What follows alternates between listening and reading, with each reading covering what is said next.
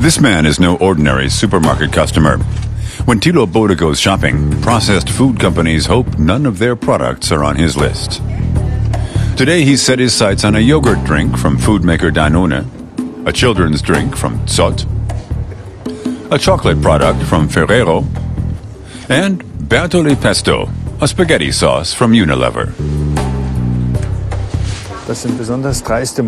These products are trying to trick customers, and they're all from very well-known firms. They're a very good example of how consumers are being conned and cheated every day in supermarkets. Many people have criticized the processed food industry, but few are prepared to do so publicly. Thilo Bode is happy to point the finger. Foodwatch's website names and shames food producers. If you click here, it says, sweeten yourself healthy.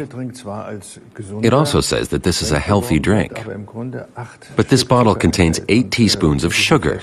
The same volume of Coca-Cola contains 7 teaspoons of sugar. So this is a real sugar bomb. It's not healthy, but it's advertised as a healthy drink. Visitors to the Foodwatch website can click to a standard letter of complaint to the food manufacturer. Foodwatch's website is similar in style to that of Greenpeace, and that's not a coincidence. Thilo Bode headed the environmental organization in Germany for years. His latest project has 10 staff members and relies on donations from 16,000 organizations and individuals. Foodwatch's goal is the introduction of a system of mandatory traffic light food labeling. It's a big source of controversy, but unfortunately it must be said that food companies make a lot of their money from selling products that contain too much sugar and fat. Sugar and fat taste good. Everyone likes these products, especially children. Labeling would reduce profits, and that's why they're against it. 7 years after launching Foodwatch, Bode has certainly achieved one thing. The food company lobby can't ignore him. In fact, they've started inviting him to discussions. He's been asked to speak to the Institute of Culinary Art, a network of companies in the restaurant business. This super clean image these corporate videos transmit is driven by the concern that their reputations could be damaged. And a few Foodwatch campaigns have done just that.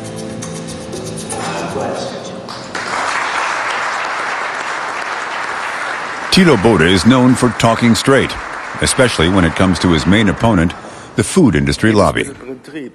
This powerful lobby is doing all it can to campaign against traffic light food labeling.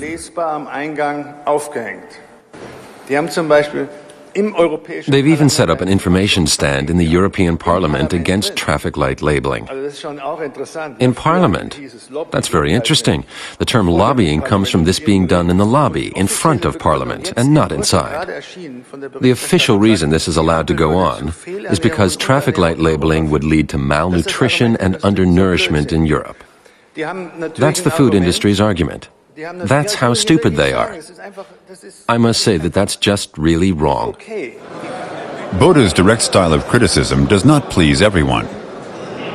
You're generalizing by saying they're bad. They're not all bad. I didn't say that. That's what it sounds like.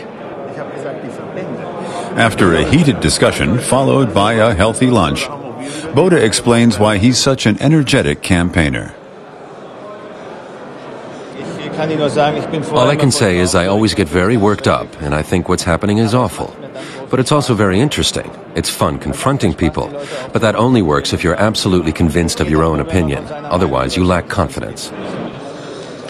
Bode claims he has nothing against lobbyists. He's one himself. It's just that his goals are different.